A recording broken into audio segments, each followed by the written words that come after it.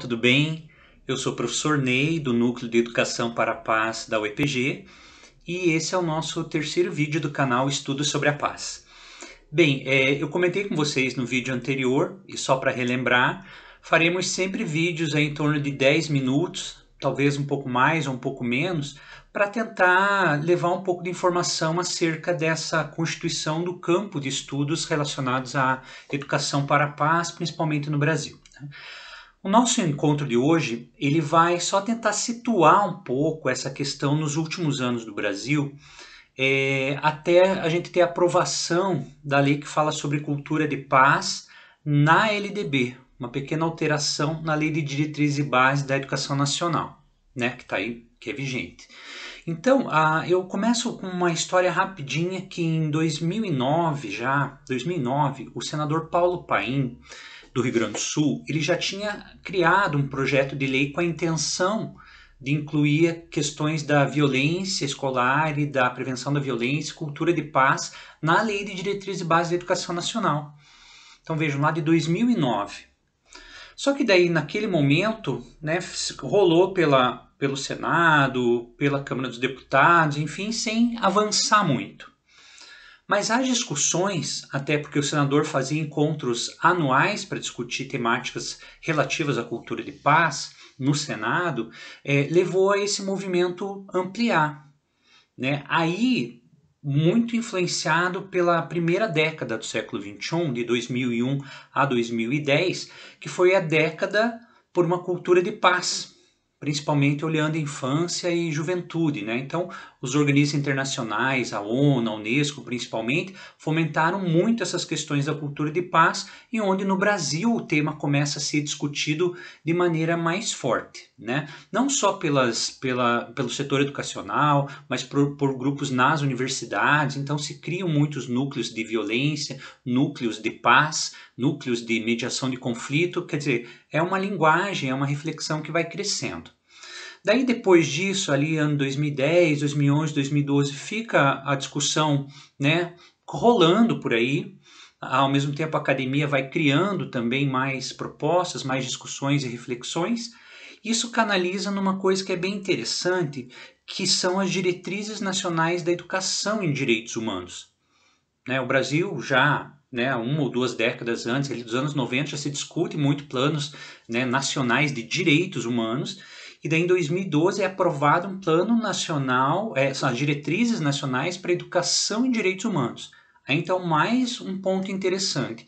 Vejam que a discussão começa a ganhar corpo, né? Direitos humanos, para fazer essa reflexão com questões da violência, com questões de construção de cultura de paz.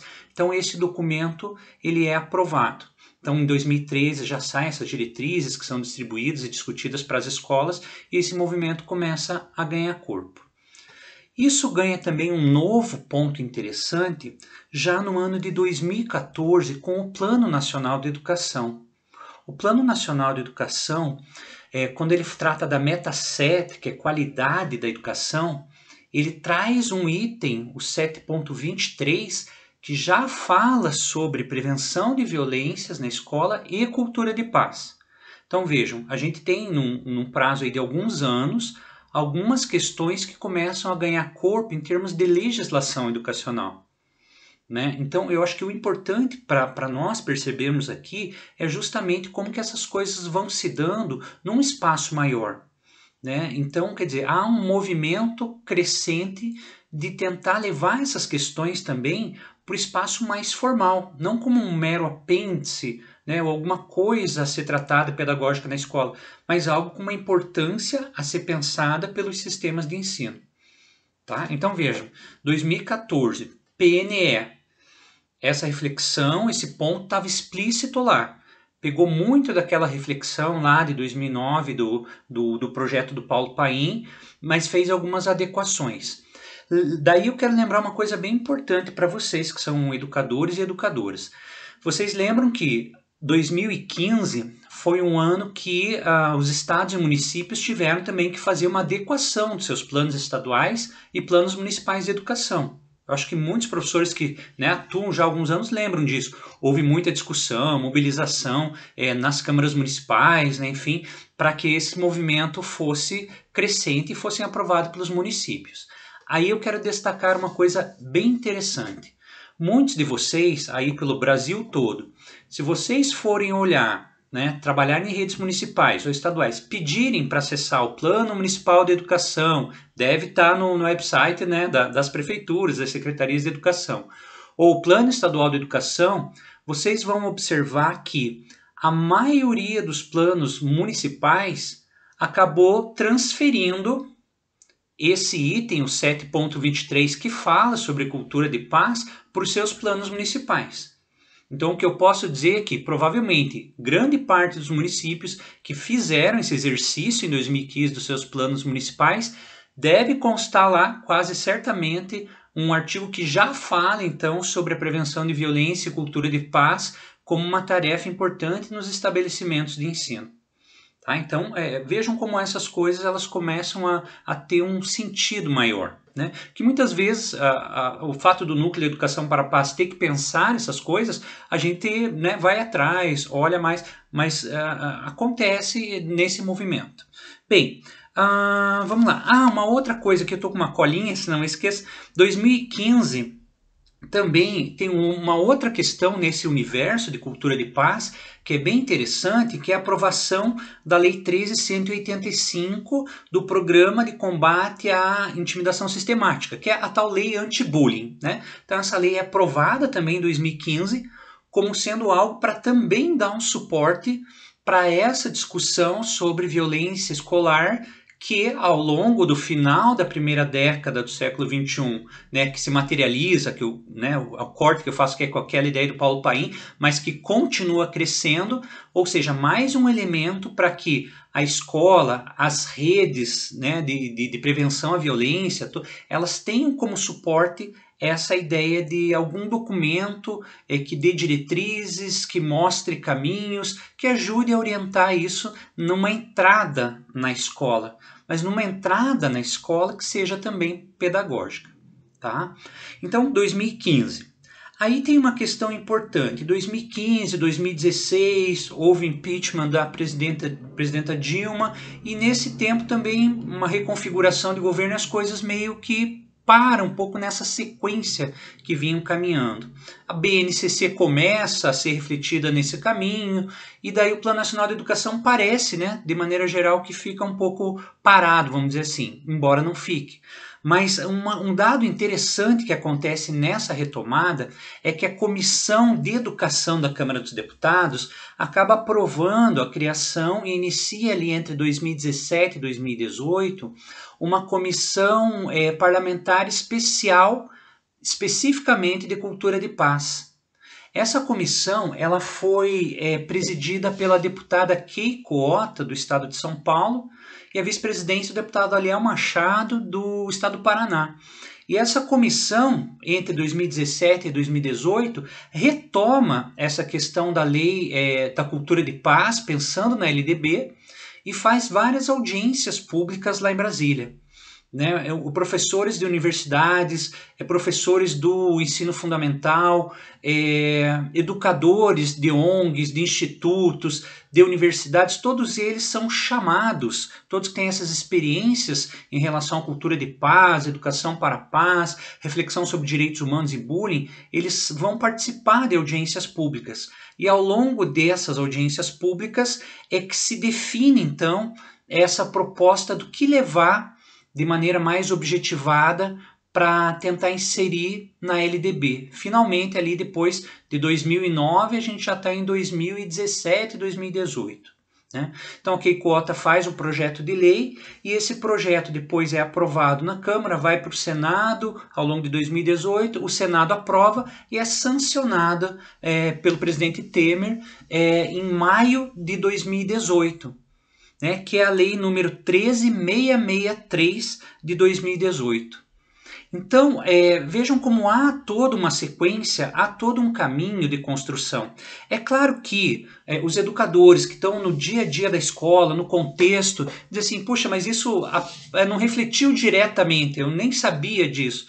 Mas é importante essas questões da legislação, porque se você chega em 2018 e há uma alteração na Lei de Diretrizes e Bases da Educação Nacional, que é o documento máximo da educação no país, é sinal de que esse tema ganhou consistência. Se não especificamente no governante X ou Y, mas ela ganha no corpo da sociedade.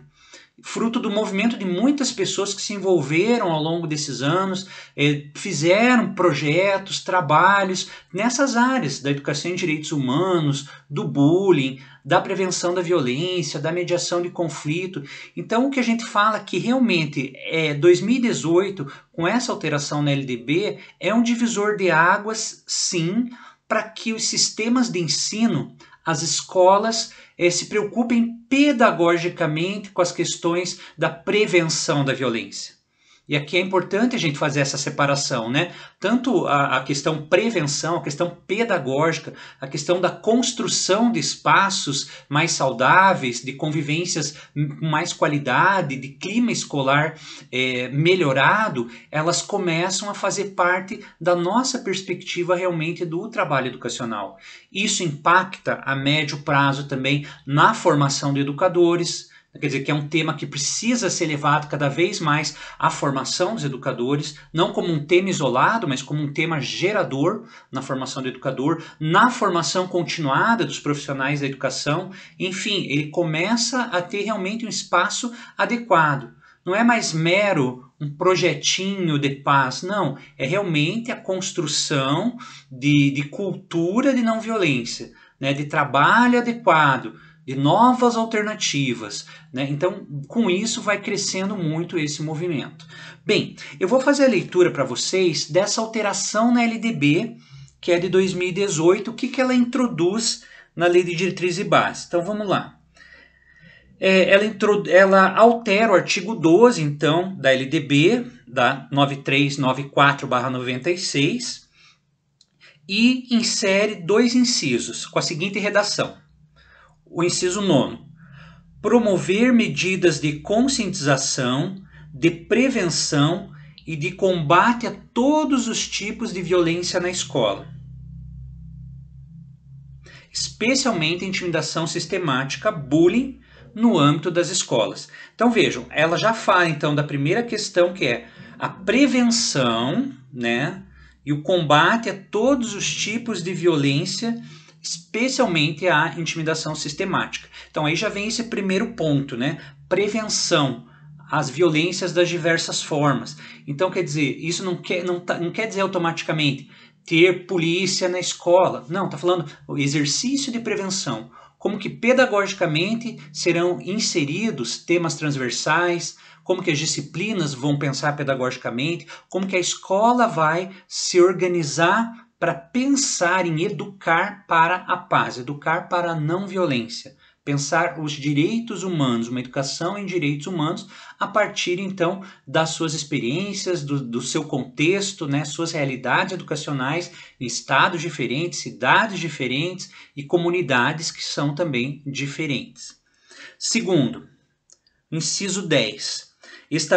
Estabelecer ações destinadas a promover a cultura de paz na escola.